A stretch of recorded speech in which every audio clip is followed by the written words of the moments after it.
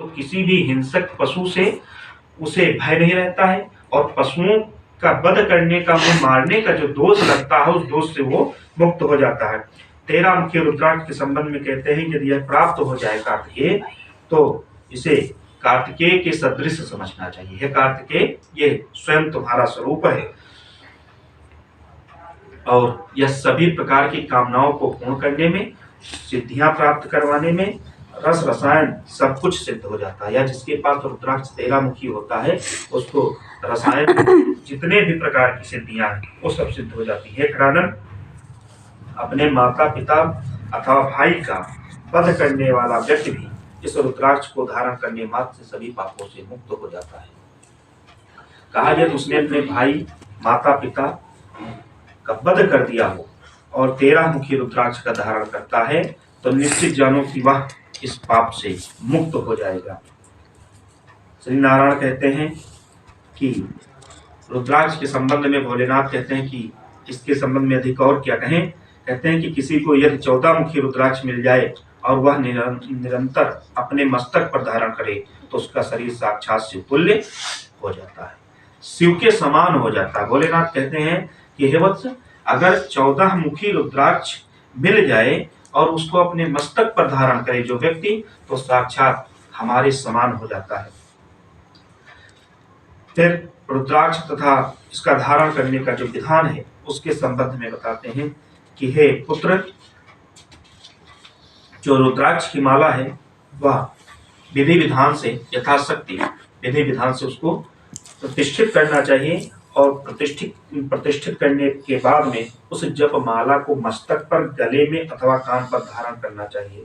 रुद्राक्ष के संबंध में अधिक कहना तथा बार बार वर्णन करने से कोई लाभ नहीं है, अतः नित्य रुद्राक्ष धारण करना श्रेयस्कर है।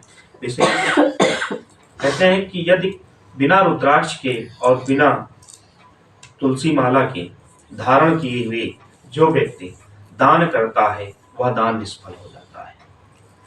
वह दान निष्फल, एक पैसे का भी दान करता है वह करोड़ों करोड़ गुना फल देने वाला होता है। फिर कहा, हे पुत्र, रुद्राक्ष धारण करने वाला मनुष्य सभी प्रकार के पापों से मुक्त हो जाता है। ऐसा जाबालोपनिषद में कहा गया है। रुद्राक्ष धारण से पशु भी रुद्रत्व को प्राप्त हो जाता है।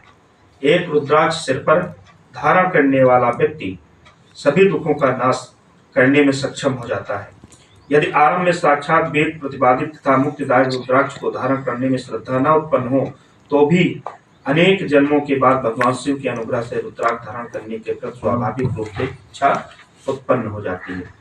भगवान कहते हैं कि मात्र न धारण कर पाए लेकिन प्रतिदिन स्नान करने के बाद यह सोच ले कि मैंने 1000 मणियों की युक्त माला को धारण कर लिया है। रुद्राक्ष के बड़ी बड़ी मोतियों वाले जो माला है उनको मैंने कंठ पे धारण किया है, शिखा पे धारण किया है। कामना करता चला जाए कि मैंने अपने सारे अंग पर सारे रुद्राक्षों को धारण कर लिया है।